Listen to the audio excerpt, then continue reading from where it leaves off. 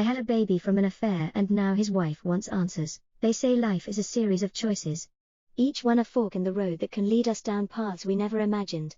My life, up until recently, was as ordinary as they come.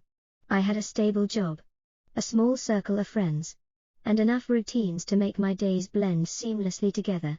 But that was before everything unraveled, before I found myself swept up in a whirlwind of secrets, betrayal, and the realization of just how far I'd strayed from the person I thought I was. It all started with him. I can't say it was love, or even something close to it, that drew us together. But there was something magnetic in the way he looked at me, in the confidence he carried that made me feel seen, even if just for a fleeting moment. His name was Daniel, and he had this quiet intensity about him, the kind that makes you feel both safe and vulnerable all at once. I was foolish enough to mistake that attention for something meaningful, something worth risking everything for, and risk everything I did. Our affair started almost without thought.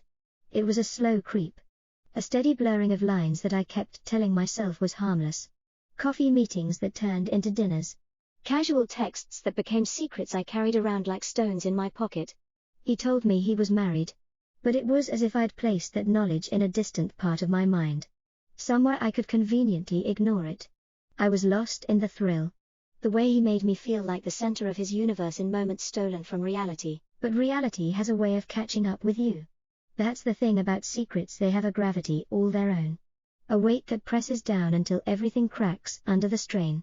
And the crack came in the form of a life I hadn't planned for, hadn't even considered a possibility. I found out I was pregnant. The irony is that I never really thought of myself as a mother. I'd always seen myself as someone too independent, too flawed, perhaps, to take on the role of a parent. But there I was, staring at the test in my hand, the implications settling over me like a storm. I could feel my world tipping, every decision I'd made tumbling forward like a domino line, each one leading inevitably to this moment. I tried to tell myself that I had options, that I could handle this without anyone finding out. I thought about running, leaving the life I'd built behind and starting over somewhere new, where no one knew me or the web of lies I'd woven around myself. But the thought of doing this alone terrified me more than I could admit. When I finally told Daniel, his reaction was everything I'd dreaded. The shock in his eyes, the way he seemed to retreat from me, made me feel like I was nothing more than a mistake he wished he hadn't made. He offered to support me financially, in private, but he was adamant that his life with his wife, Lily, wouldn't change. I understood then, in a way I hadn't before, that I'd always been second place in his life, a convenient distraction from whatever he felt was missing in his marriage. But I had to accept it, didn't I? There I was, carrying a child I hadn't planned for, from a man who wanted to keep me hidden like a shameful secret.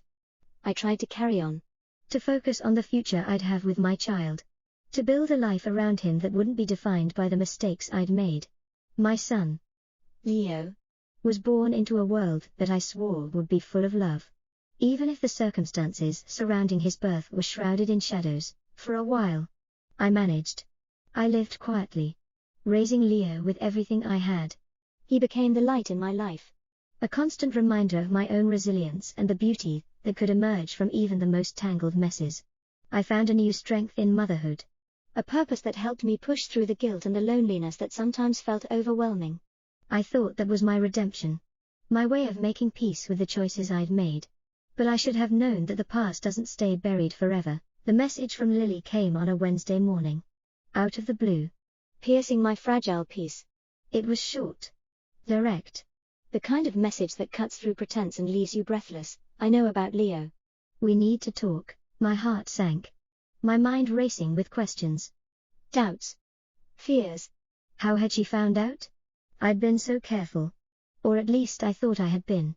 And yet here she was, reaching out with a calm that terrified me. I had expected anger, threats, maybe even a demand to leave Daniel alone. But instead, there was something more unnerving in her words, a quiet resolution that hinted at something much deeper. I felt like a fool. I'd convinced myself that I was in control, that I could keep my life compartmentalized, keep Leo separate from the world of secrets I'd built around him. But the truth was, I'd been living in denial, clinging to the belief that I could keep the cracks from spreading. I didn't respond to her message right away.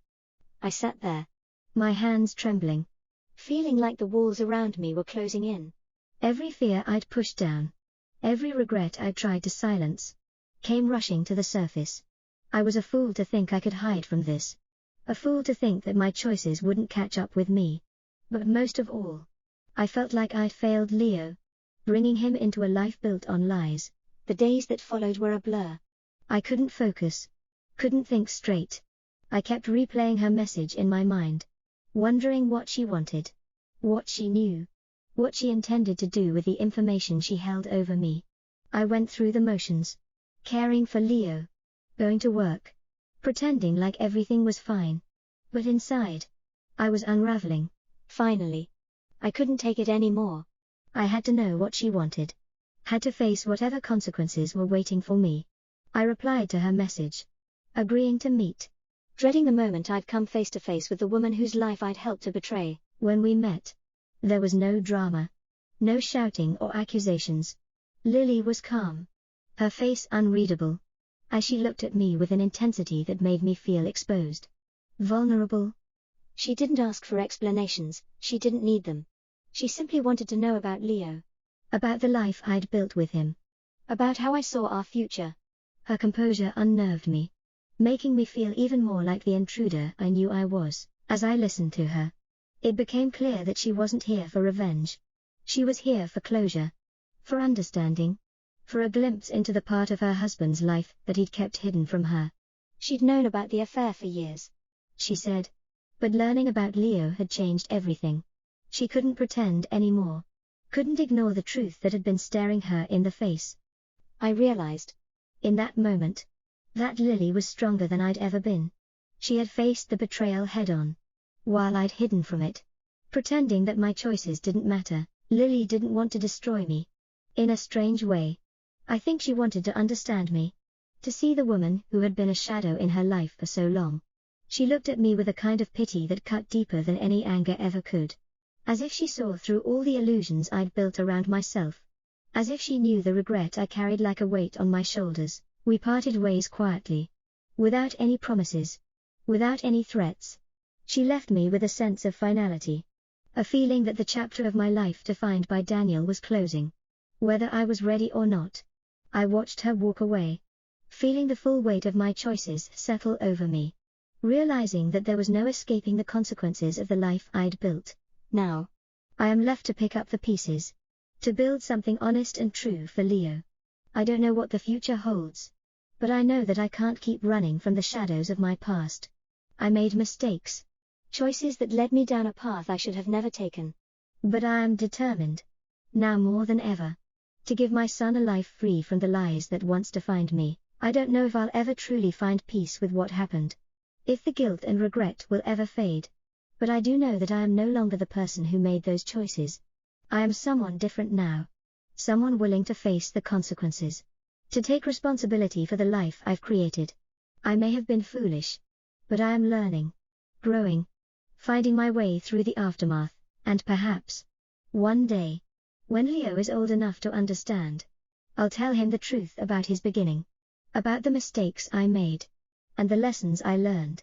Until then, I am focused on giving him the best life I can, one defined by love, honesty, and the strength to face the truth, no matter how difficult it may be. For now, that's all I can do. Move forward, piece by piece, rebuilding a life defined not by my past, but by the future I am determined to give my son.